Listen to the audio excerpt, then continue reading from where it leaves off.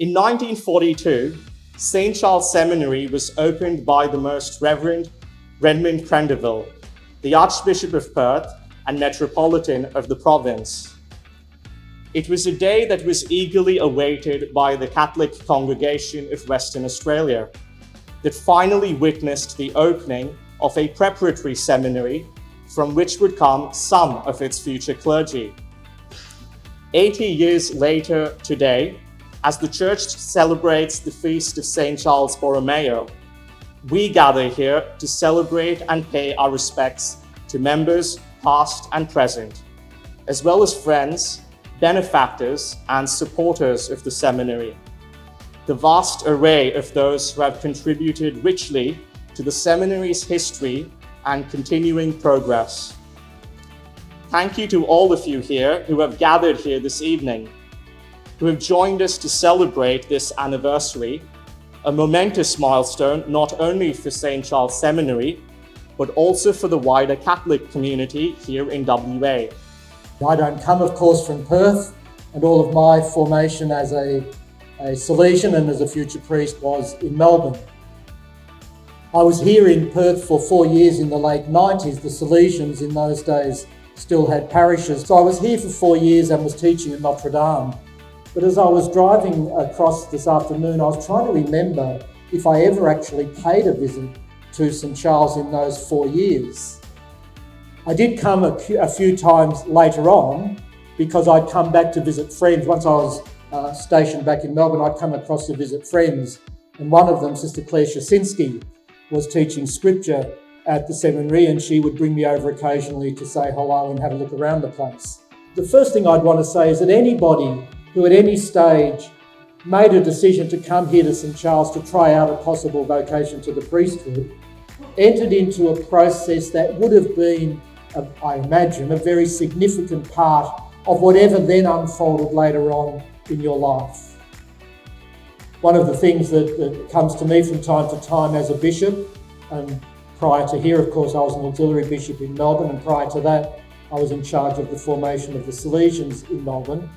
One of the things that happens to me from time to time is someone who's in a seminary or a religious house might come and talk to me about the fact that they've discerned that perhaps they need to leave. And occasionally they might talk a little bit about how I think I made a mistake coming here in the first place. And my reflection always is, well, maybe, but I doubt it. I don't think these things are ever mistakes. I think these things are part of the journey that every person has to undergo as he or she works out who they are and what God's asking of them and what sort of person they want to be and what they want to do with their life.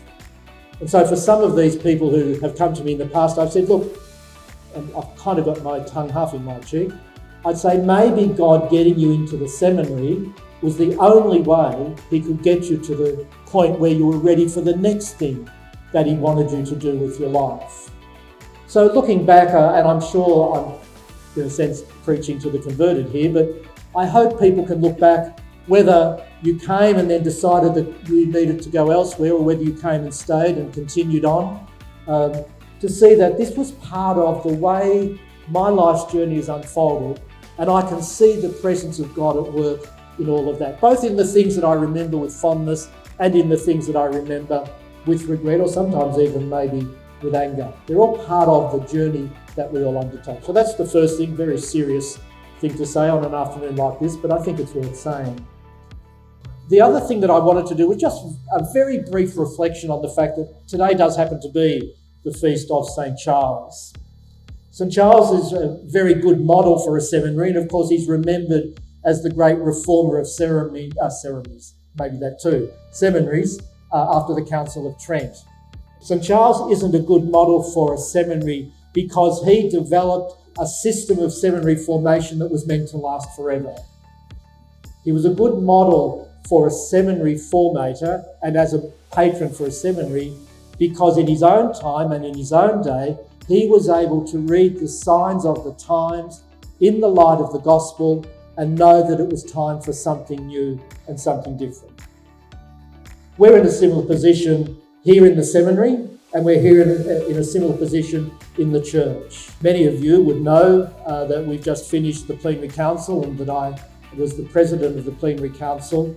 That was an attempt on the part of the whole church in Australia to do the same thing, to read the signs of the times in the light of the gospel and say, how do we move forward? Because we can't just stay as we are. How do we move forward with creativity and fidelity and hold all of those things together? So I'm glad that we're gathering on the Feast of St Charles, because I think it is good for us to reflect on these kinds of things when we get together. Thanks for being here. I hope that you share lots of memories, that you rekindle old friendships. Particularly, I hope that the older ones amongst us might encourage the younger ones in their ongoing journey of discovery about where they're meant to be and what God's asking of them.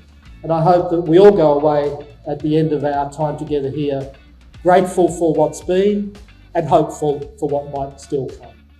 I think when we come to celebrations like this, and myself being a former student, I think one of the things you do when you come back here, we could all think of the things we didn't like. We'd all think of the things that didn't go well. But I think, as we journey through life, a bit like what Tim said, is that we acknowledge all that, but at the same time, remember that which has brought us here together today, and that it was part of our journey through life, and it's part of what has made us who we are today. And so that's what we celebrate and give thanks for today. And when I look at this place now, and I have lots of memories, and knowing that the philosophy building is gone, that was all a bit sad. But anyhow, that's all part of life and part of the journey, or trying to play soccer or sport on that oval down there, which is a cow paddock, and then being a junior student, pulling up a senior student for being offside in soccer, and then an almighty brawl breaks out. So it's all those sorts of lovely, you might say, interesting memories that brings us back here. And then we, of course, remember those who formed us. Tim is very lucky that he wasn't involved in any of our formation, or except maybe briefly when he was at Notre Dame as a priest. But I do, and you've got your memories of rectors and things like that. I remember Tom O'Reilly was with us, and the thing that strikes me about Tom, he was very kind. I mean, he was as dry as anything in his lectures and sent you to sleep. But he knew his philosophy. He knew his philosophy, and he always stayed in touch with you and connected with you. And I think before him was the new broom came in, Alan Cummings, who was a young, dynamic, young rector that came in. And then by the time I got to Adelaide, I wasn't saying he was past it, but things change. So we all have those memories. Or Jerry Scott of happy memory, Remember Jerry? Those who are here?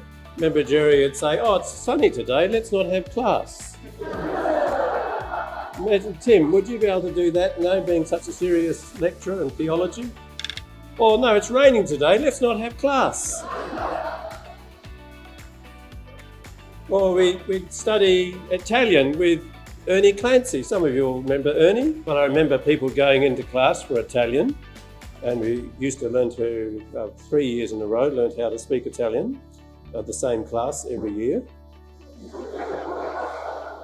and I remember a couple of students walked out of the class after 5 seconds, wrote the name on the paper and passed Italian. Now, Justin, that wouldn't be any good, would it?